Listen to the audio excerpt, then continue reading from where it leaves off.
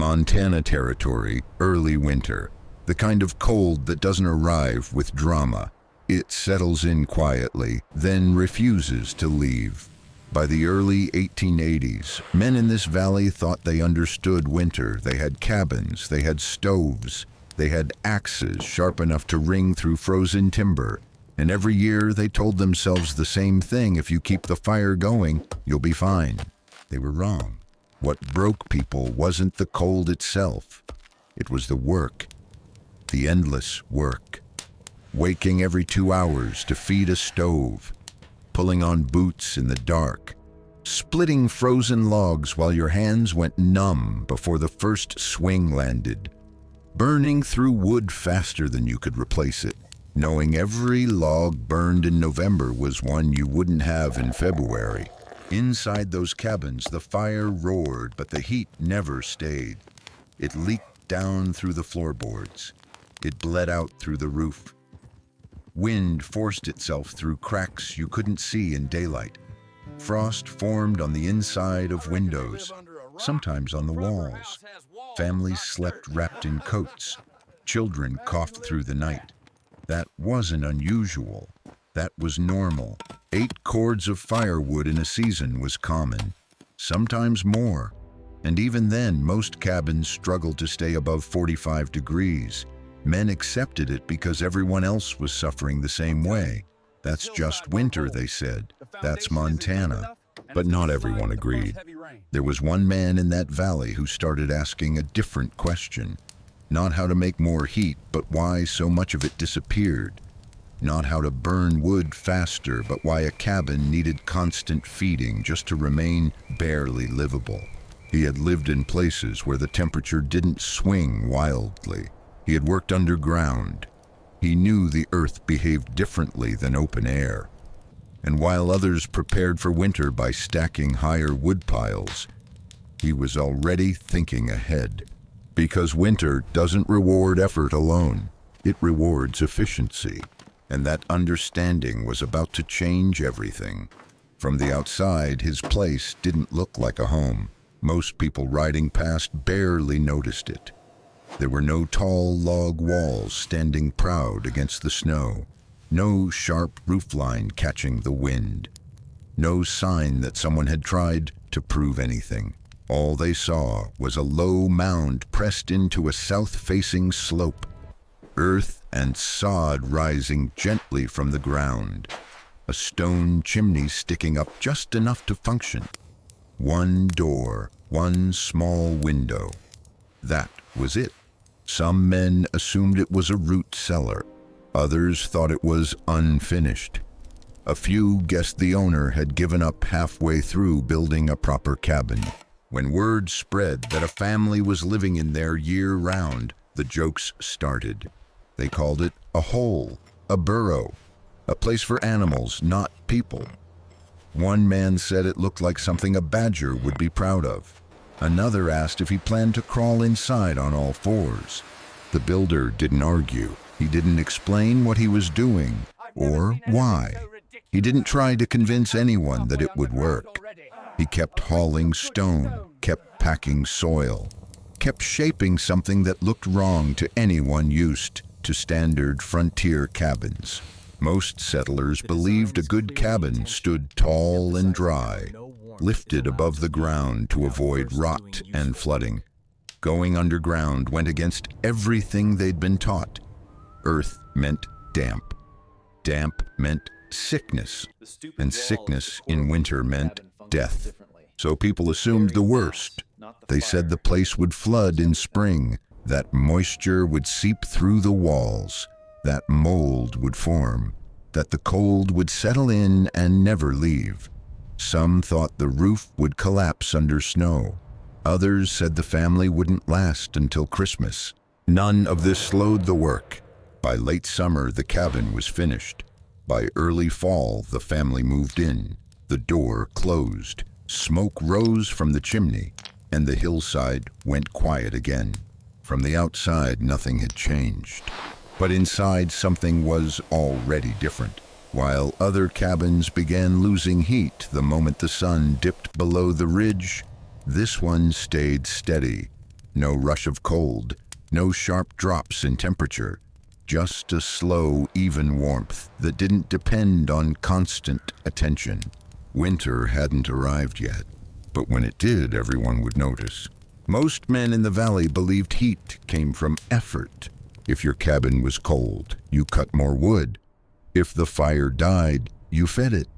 If your family shivered, you worked harder. That was the logic. It felt honest. It felt earned. But the man who built that buried cabin had learned something different long before he ever picked up a shovel. He had worked underground, in mines, in storage pits, in places where the air stayed calm no matter what the weather was doing above. Down there, seasons didn't swing wildly. Summer heat didn't reach you. Winter cold stopped at the surface. 3 or 4 feet into the earth, temperature stopped caring. It stayed steady, predictable, around 50 degrees year-round. That didn't mean the ground was warm. It meant it wasn't cold. And that difference mattered. Most cabins on the frontier lost heat faster than any stove could replace it. Wind stripped warmth from exposed walls. Cold climbed up through floors. Heat rushed out through roofs and never came back. The fire wasn't failing. The structure was. So instead of asking how to burn more wood, he asked a better question. How do you stop losing the heat you already made? The answer wasn't bigger fires. Bigger fires just burned fuel faster. The answer was insulation and mass, wind protection, surface area reduction, letting materials hold heat instead of letting air steal it. Wood heats quickly and cools quickly. Stone heats slowly and cools slowly. Earth doesn't change much at all. That was the insight. If you could put your living space where the temperature didn't swing, then the fire didn't have to fight nature all night long. It only had to add a little warmth, then let the structure do the rest. He wasn't trying to live underground. He was trying to live out of the wind. Once he understood that the rest of the design followed naturally, the fire became support, not survival. The cabin stopped acting like a box and started acting like a battery. And that's when winter stopped being an enemy that had to be beaten every hour. It became something you could manage, quietly, deliberately, on your own terms. The part everyone laughed at wasn't the roof. It wasn't the low profile. It was the walls. Instead of raising 4 log walls into open air, he only built one that way. The front wall, everything else went into the hillside. The back wall and both side walls were cut directly into the slope, then lined with stone. Not decorative stone. Not neat masonry meant to impress anyone. Heavy limestone, stacked dry, chosen for one reason only: mass. Stone doesn't heat fast. That's the mistake most people make when they judge it. They touch it cold in the morning and decide it's useless. But once stone warms up, it doesn't let go easily. That was the trick. Every time the fire burned, heat moved into those stone walls. Not all at once, slowly, steadily, and when the fire died down at night, the stone gave that heat back, hour after hour, no flame required. Most frontier cabins were all wood. Wood warms quickly, but it also cools quickly. The moment the fire dropped, the temperature fell with it. That's why people had to feed stoves all night. This cabin didn't behave that way. The walls acted like a heat bank, a storage system. The fire wasn't heating the air, it was charging the structure. Even the chimney was part of the plan. Instead of sending heat straight outside, the flue ran along the inside stone wall before exiting. Every bit of warmth had to pass through the mass first. Nothing escaped without doing work. From the outside, it looked foolish. A man burying good stone in dirt, wasting time stacking walls no one would see, digging instead of building up. But from the inside, it made perfect sense. Wind couldn't touch those walls. Cold couldn't strip heat from them. And because 3 sides of the cabin were protected by earth, The exposed surface area was cut nearly in half. Less surface meant less heat loss. Less heat loss meant less firewood. That stupid wall wasn't decoration. It was the reason the cabin worked at all. And once winter arrived, it became impossible to ignore. The real difference showed up in the woodpile. Most cabins in the valley were built tall, high walls, steep roofs, lots of corners. Every one of those surfaces was exposed to wind. Every one of them leaked heat. The bigger the cabin looked, the harder it was to keep warm. This one did the opposite. It stayed low to the ground. The roof barely rose above the hillside. Snow piled on top instead of blowing away, adding another layer of insulation. Wind passed over it instead of slamming into it. Cold air never had a clear shot at the walls. Surface area matters more than most people realize. Heat doesn't escape evenly. It looks for edges, corners, thin spots. The buried cabin had fewer of all three. 5 sides were protected by earth. Only the front wall faced open air, and even that wall was built tight with the door facing south. Sunlight mattered too. Even weak winter sun adds up over a day. That front door and small window caught what little light there was. The heat didn't rush out again because the stone and earth held onto it. Solar gain wasn't dramatic, but it was steady, and steady winds in winter. Inside, the fire stayed small.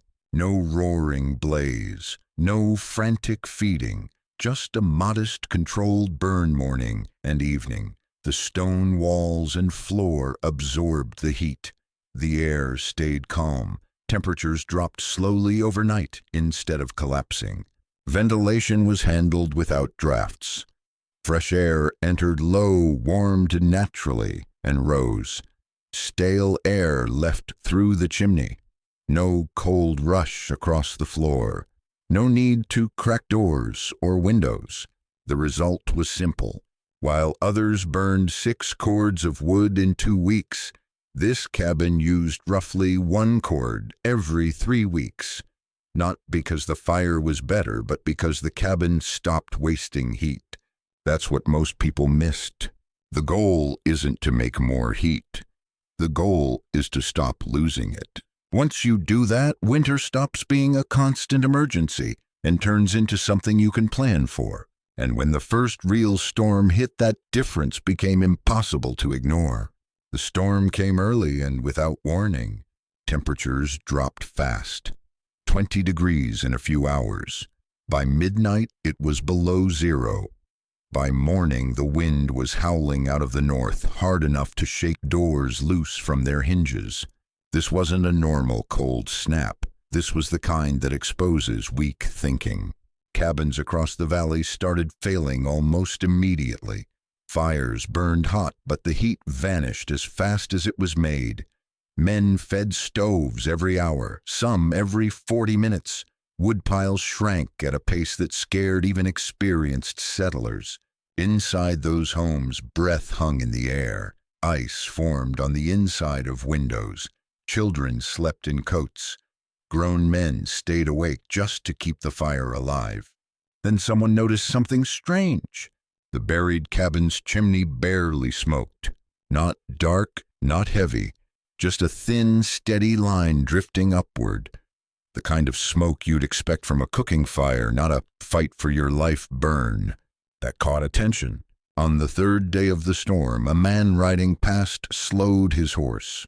Snow was piling up everywhere, but that low mound in the hillside didn't look stressed. No drifting against the walls, no rattling boards, just quiet. Too quiet. By the 5th day, desperation replaced pride. A neighbor ran out of wood and walked through knee-deep snow to ask for help. When the door opened, warm air rolled out. Not barely warm. Not tolerable. Warm. Inside the fire was small, controlled. The stone walls were warm to the touch. The floor radiated heat. Children played without blankets. bread baked on the table like it was any other week. That was the moment the laughter stopped. One by one, people came to see it for themselves. They didn't argue. They didn't joke. They asked questions, direct ones. How deep did you dig? How thick is the stone? How much soil is on the roof? How often do you feed the fire? The answers were simple, measured, calm, and they didn't match what everyone thought they knew. By the time the storm broke, the valley had learned something hard and undeniable. The cold didn't beat them, their buildings did, and one quiet cabin proved it. No one changed their mind because of a speech. There was no argument, no debate, no moment where someone admitted they were wrong. That's not how things worked on the frontier. What changed minds were numbers, temperature readings taken morning and night, how often a fire needed feeding, how much wood disappeared from a stack over a week. Those were facts you couldn't laugh at. Most cabins in the valley struggled to stay above 45 degrees during the storm. Some dipped lower. People slept in layers and still woke up cold. Fires burned constantly and still the cold pressed in. The buried cabin stayed steady. 68 degrees in the morning, 62 overnight, never below 60, and it did that with a fire fed twice a day. Men ran the math in their heads. 6 cords burned in 2 weeks versus 1 cord lasting nearly 3. That wasn't a small difference. That was the difference between making it through winter and running out before February. People started copying pieces of the design, not the whole thing at first. A stone wall behind the stove, a dirt-covered roof on an addition, a lower ceiling to reduce wasted heat. Small changes tested carefully. They worked. One man dug a back room into a hillside and lined it with stone. His wood use dropped by 1/3. Another buried just the north wall of his cabin. The room stopped losing heat overnight. A blacksmith lowered his forge area and insulated the roof with sod. His shop stayed warm without constant fuel. No one called it stupid anymore. They called it practical. The original builder didn't brag. He didn't sell plans. He answered questions when asked and went back to his work. That mattered too. People trusted results more when they weren't being pushed. By midwinter, the valley had changed. Wood piles shrank more slowly. Fires burned lower. Nights got quieter. Not because winter eased up, but because people stopped fighting it the wrong way. Opinion lost its grip once the data showed up. On the frontier, that was the only kind of proof that ever mattered. As the copying spread, something became clear. This wasn't an invention. No one had discovered anything new. The man in the hillside never claimed he had. When people called the design clever or revolutionary, he brushed it off. He told them the same thing every time. This isn't new, it's old. People had been building into the earth for thousands of years. In cold places especially. Anywhere winter punished mistakes, humans learned fast.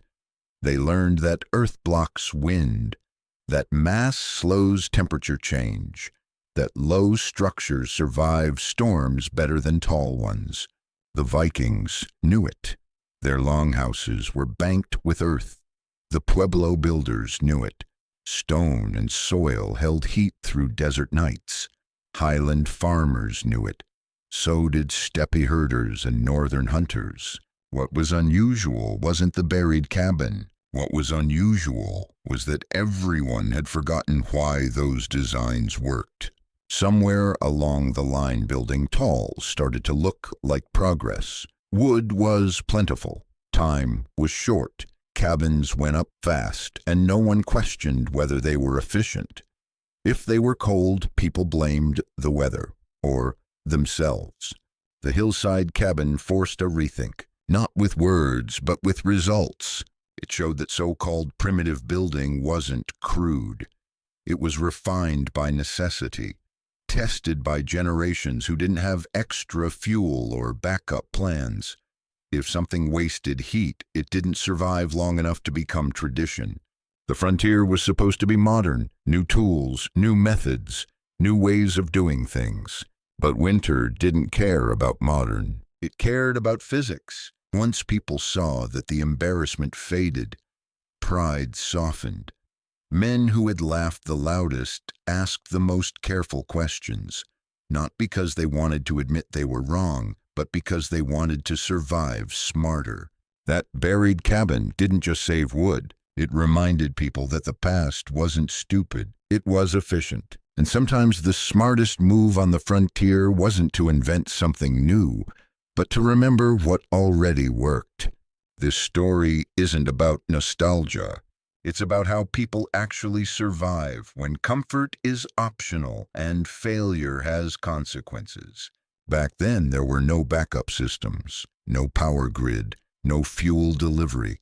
If your design wasted heat, you paid for it with sleep sickness and sometimes lives. Efficiency wasn't a preference. It was a requirement.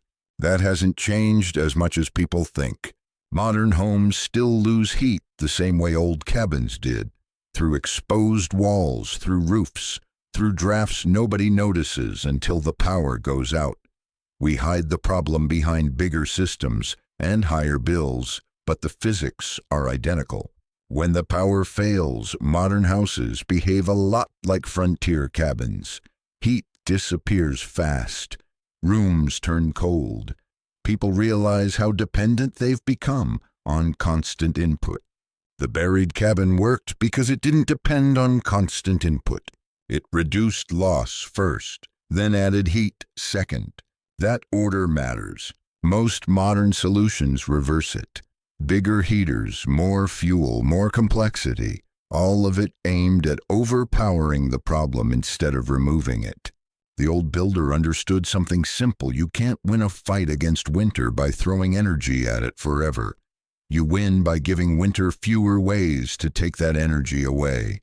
Earth-sheltered walls, thermal mass, reduced surface area, wind protection. These aren't old-fashioned ideas, they're permanent ones. They work whether your fuel is wood, coal, gas, or electricity. That's why this story still matters. Not because anyone expects people to dig hillside cabins tomorrow, but because the principle applies everywhere. Basements, earth-bermed walls, stone floors, lower ceilings, better orientation, smarter insulation. None of it is flashy, all of it works. The mountain man didn't build a monument. He built a system that respected reality, and reality rewarded him with warmer nights, healthier children, and a woodpile that lasted. Those are benefits anyone can understand in any century. The frontier lesson wasn't about living underground. It was about stopping heat from escaping before you try to make more of it. That lesson never expired. The men who laughed weren't fools. They were practical people doing what everyone around them had always done. They built the way they were taught. They trusted what looked solid. And when winter came, they accepted suffering as part of the deal. That's how tradition works when no one stops to question it. The man in the hillside didn't set out to prove anyone wrong. He wasn't trying to make a statement. He had a simpler goal. He wanted his family warm without destroying himself, feeding a fire all night. So he stopped fighting the land. He stopped building against wind, against cold, against gravity. He let the earth block what it naturally blocks. He let stone do what stone has always done. He let mass slow things down. That's the part people miss. Frontier survival wasn't about toughness. It was about paying attention. The toughest men in the valley worked themselves into exhaustion because their cabins wasted heat. The quieter man slept through the night because his structure did the work for him. Winter didn't care who worked harder. It cared who worked smarter. That buried cabin never looked impressive. It didn't announce success. It didn't stand tall on the ridge. But when the storm came, it delivered results. and results are the only thing that ever mattered on the frontier. This story survives because it teaches a rule that doesn't age. Before you add more energy, reduce loss. Before you fight nature, understand it. Before you assume old ways are foolish, ask why they existed so long. Those builders didn't have theory, they had consequences. And when people finally stopped laughing, they didn't do it out of kindness. They did it because the numbers forced them to. Warmer rooms, fewer cords burned, healthier families, quiet nights. That's not romance, that's engineering. The best frontier solutions were rarely loud. They didn't look impressive at first glance, but when conditions turned hard, they proved themselves without argument. That's a lesson worth keeping, not because we live like they did, but because the rules they learned still govern the world we live in today. After that winter, the valley didn't talk about the cabin the same way. People stopped calling it strange. They stopped pointing it out to newcomers like a joke. It became a reference point, a quiet standard. When someone complained about burning too much wood, the answer was simple. Go look at the hillside place. When a new cabin went up, men started paying attention to where it sat. Which way the door faced, how high the roof stood, whether stone could be added behind the stove, whether earth could block the north wall. No one copied it exactly. Frontier people rarely did. But the thinking spread. Work with the land. Store heat instead of chasing it. Let mass and shelter do what muscle couldn't. The man who built it never became famous. He didn't travel. He didn't lecture. He didn't write anything down. He just lived warmer than everyone else and answered questions when asked. That was enough. Years later, travelers passed through and carried the ideas with them. Some went west, some went north. Some showed up again in survey notes and homestead records. Earth-sheltered homes, banked walls, sod roofs, stone heat banks, not as trends, as solutions. And that's the part worth remembering. Most frontier knowledge didn't spread because it was exciting. It spread because it worked. Because it saved fuel, because it kept children healthy, because it allowed people to sleep through the night in January. Those are hard arguments to ignore. So when you hear a story like this, don't think of it as history for history's sake. Think of it as a reminder. When conditions get hard, the smartest answers are usually quiet. They don't look impressive. They don't announce themselves. They just keep working when everything else fails. That hillside cabin did exactly that. And long after the laughter faded, the lesson stayed. Because winter never changes, and neither do the rules that decide who lives comfortably through it. Stories like this survive for a reason, not because they're dramatic, not because they're inspirational, but because they leave behind something useful. What that hillside cabin offered wasn't comfort alone. It offered proof. Proof that winter doesn't require constant struggle if you design correctly. Proof that effort alone isn't enough. Proof that good building can do more work than a man ever could. That's why this isn't just a tale from the past. It's a blueprint. Most people think survival knowledge is about tools, weapons, or toughness. But the frontier taught a different lesson. Survival came from understanding systems, heat flow, wind, moisture, mass, orientation, small decisions made early that paid off for years. The mountain man didn't win by being stronger than winter. He won by giving winter fewer chances to take anything from him. That mindset still applies when power goes out. When fuel prices rise, when systems fail. Homes that lose heat slowly are easier to protect than homes that bleed it instantly. Buildings that store warmth forgive mistakes. Structures that fight physics punish them. You don't need to dig into a hillside to learn from this story, but you do need to ask the same questions he asked. Where does the heat go? How fast does it leave? What parts of the structure do the most work? Those questions matter whether you're heating with wood gas or electricity. The frontier didn't reward opinions. It rewarded results. And when results showed up, even the loudest voices learned to listen. That's why these stories still matter. They aren't about living like it's 1881. They're about thinking like people who couldn't afford to be wrong. If this kind of knowledge matters to you, stay with it. These techniques weren't written for books. They were learned the hard way and passed along quietly, one winter at a time. Because history isn't just something we remember. Sometimes it's something that keeps you warm when everything else goes cold.